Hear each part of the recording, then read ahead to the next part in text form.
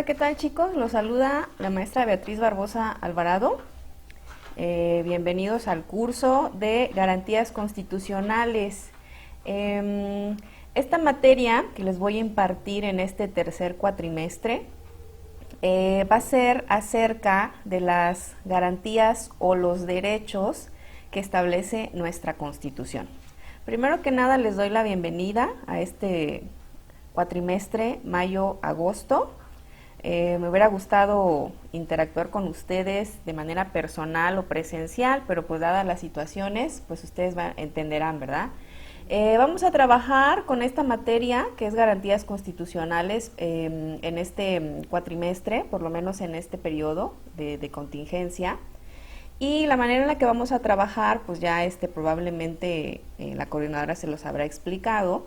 Ya no vamos a trabajar de la misma forma en la plataforma como lo veníamos haciendo a finales del cuatrimestre anterior, sino que vamos a trabajar una modalidad que se le conoce como a distancia, en donde sus docentes, en este caso su servidora, pues va a dejar ya sea la clase grabada o podrá interactuar con ustedes mediante una transmisión en vivo.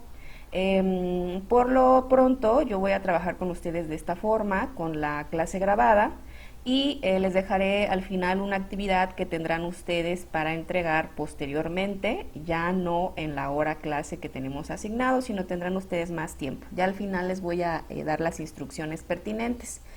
Primero, pues vamos a comenzar con esta materia que les comentaba yo, que se llama Garantías Constitucionales, que está contemplada para el tercer cuatrimestre. ¿De qué vamos a hablar en esta materia? Pues básicamente, ustedes saben, ¿verdad?, que la Constitución se divide en dos partes. Tenemos la parte dogmática y la parte orgánica. La que nos interesa para este curso es la primera, es la parte dogmática.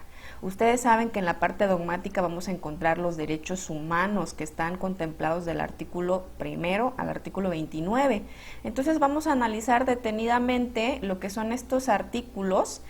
Primeramente, y lo que nos toca analizar en esta clase son las generalidades, o si bien podemos llamarlo como una pequeña introducción de qué es una garantía, qué son las garantías constitucionales, cuáles son las características, cuáles son los principios que fundamentan a las garantías constitucionales, y posteriormente vamos a ver la clasificación de las garantías, porque estas garantías se clasifican. Podemos encontrar garantías de igualdad, de seguridad jurídica, de libertad, de audiencia, etcétera. Entonces las vamos a ir clasificando y a su vez vamos a ir analizando estos derechos.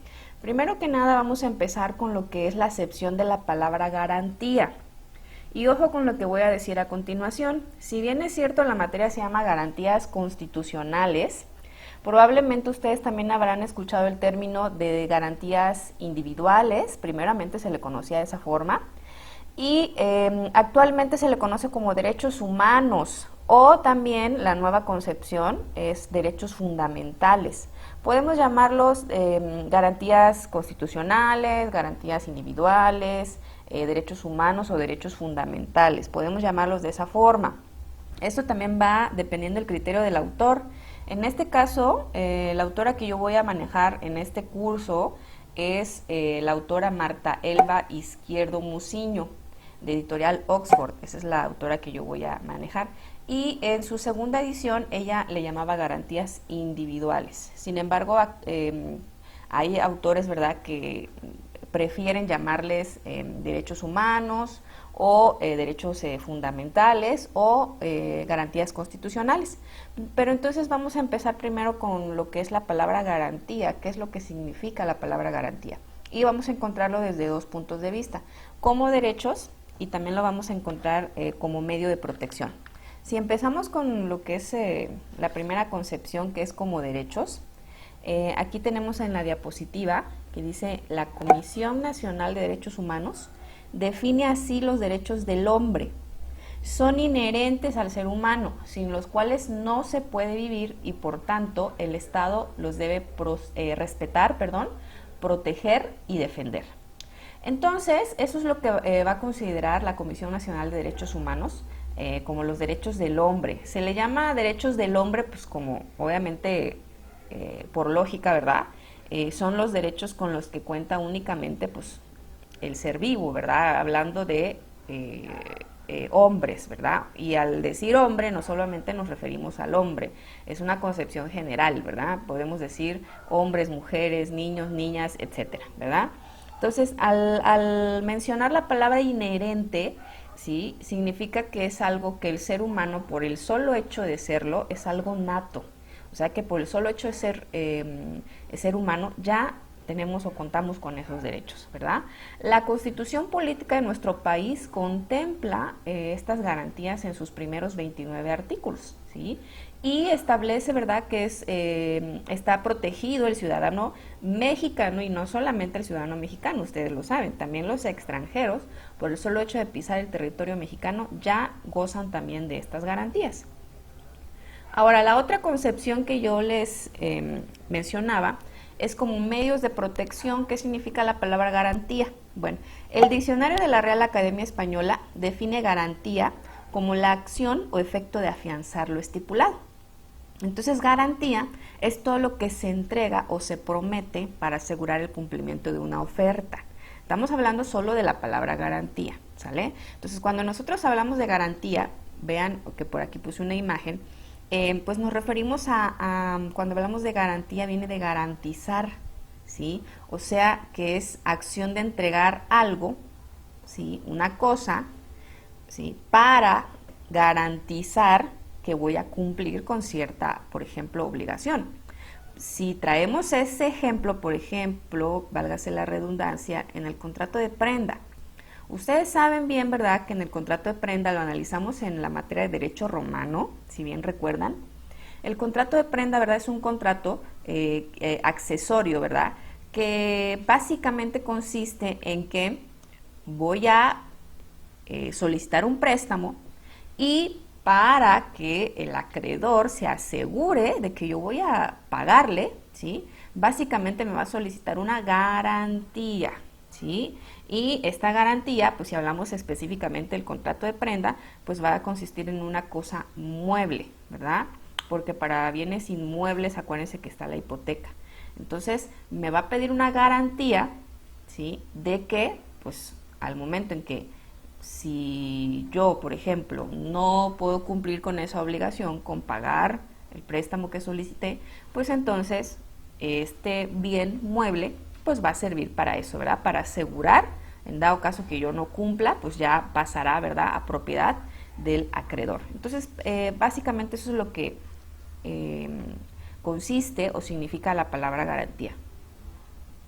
Ahora, si ya lo traemos un poquito al contexto, que más adelante les daré la definición de lo que vamos a considerar ya como garantías, trayéndolo al contexto del derecho, vamos a encontrar, ¿verdad?, que la relación jurídica de las garantías individuales se va a componer de la suma, y aquí les puse, de un sujeto activo y de un sujeto pasivo.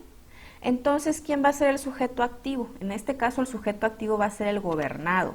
¿Y qué vamos a entender por gobernado? Pues vamos a entender la persona física, ojo, no solo física, la persona física o moral. También las personas morales son sujetas de derechos. Anteriormente se tenía la concepción de que solo las personas físicas podían acceder a estos derechos humanos. Sin embargo, a lo largo del tiempo hemos evolucionado, y actualmente, acuérdense bien que hay personas morales de derecho público y hay personas morales de derecho privado. Las personas morales de derecho público son aquellas pertenecientes al Estado. Todos los organismos que componen al Estado, las instituciones, son personas morales de derecho público. Y las personas morales de derecho privado, pues son las sociedades, por ejemplo, las sociedades civiles, las sociedades mercantiles, las empresas, asociaciones, etcétera. Esas serían las personas morales de derecho privado. ¿Sale? Entonces, cuando decimos sujeto activo y decimos gobernado, no nos referimos únicamente a persona física. Pueden ser personas morales, tanto de derecho público como de derecho privado. Y hay un sujeto pasivo. En este caso, ¿quién va a ser el sujeto pasivo? Va a ser el Estado. ¿Sale? El Estado. ¿Por qué? Porque se supone que los derechos los vamos a ejercer nosotros. como gobernados, que somos el sujeto activo, ¿verdad? Y el sujeto pasivo pues va a ser el Estado, que va únicamente a asegurar, ¿verdad? O a participar, ¿verdad?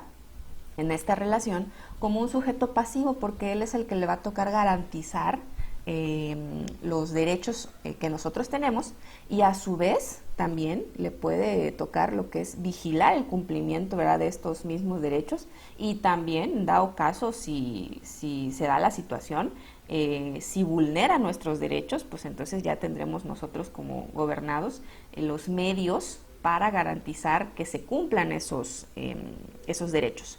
¿Cómo podemos garantizar que se cumplan esos derechos? Pues tenemos diferentes medios. La Constitución contempla, incluso fíjense que eso es algo que nos debería de hacer sentir orgullosos. ¿Por qué? Porque México es el principal, o más bien es el que aportó el medio de protección a los derechos humanos, que se llama amparo. Creo que ya lo han escuchado, ¿verdad? El amparo es un medio de protección de la Constitución, no solamente los derechos humanos, de toda la Constitución, pero principalmente los derechos humanos. Entonces, este medio de protección que está contemplado en la Constitución es para cuando este sujeto pasivo, o dada la última reforma en el 2013, la ley de amparo, también los particulares pueden actuar en este caso como autoridades, pero vamos a hablar propiamente del Estado como este sujeto pasivo. Entonces, si este sujeto pasivo, que es el Estado, vulnera, por ejemplo, un derecho humano, vamos a poner un ejemplo. En el Cañón del Sumidero, ¿sí? El Cañón del Sumidero es un lugar protegido, ¿verdad? Es un ecosistema y una reserva que está protegida y que ustedes saben muy bien que le pertenece al Estado. Pero imagínense que la Secretaría del Medio Ambiente otorgara un permiso, ¿verdad?, ¿qué les parece?, un hotel, para que construyera un hotel cerca o ahí en el Cañón del Sumidero. ¿Qué derecho humano o garantía nos estaría violentando, en este caso la autoridad, que es la Semarnat? Y ojo, la Semarnat es una institución pública, por lo tanto estaría representando al Estado, a este sujeto pasivo. Entonces, ¿qué garantía nos estaría violando ahí la autoridad del Estado a través de la Semarnat? Pues nos estaría violando una garantía que se conoce como medio ambiente sano, que está establecido en el artículo 4 constitucional, si ustedes recuerdan. Entonces, bajo esta tesitura, si me estaría dañando ese derecho humano, yo podría interponer un amparo para que ahora sí que a través de los juzgados de distrito, que son las autoridades a nivel federal, que son las competentes para conocer del juicio de amparo, pudieran otorgarme, ¿verdad?, el amparo para efectos de que esa construcción de ese hotel o lo que ustedes quieran, pues no se llevara a cabo. ¿Por qué? Porque me estaría violentando ese derecho humano, ¿verdad?, a un medio ambiente sano. Más adelante ustedes van a llevar una materia, pues obviamente que se llama amparo, van a llevar 3 materias de amparo, y ahí se van a dar cuenta de lo que les estoy comentando acerca de este medio de protección que tenemos para cuando el Estado violenta estos derechos humanos. Sí existe, y les decía yo que deberíamos de sentirnos orgullosos porque México es el que aportó, ¿sí?, internacionalmente este medio de protección a los demás estados o demás países, ¿sale? Entonces, estos dos sujetos, volviendo a lo que es la relación jurídica de las garantías, son los que van a intervenir, que es el sujeto activo, que es el gobernado, y que es el sujeto pasivo, que es el Estado, ¿sale? Ya les comentaba yo que en quinto, si no mal recuerdo, en quinto cuatrimestre van a llevar ustedes la materia de amparo y ahí van a recordar lo que les estoy comentando, ¿sale? Continuamos con la siguiente diapositiva.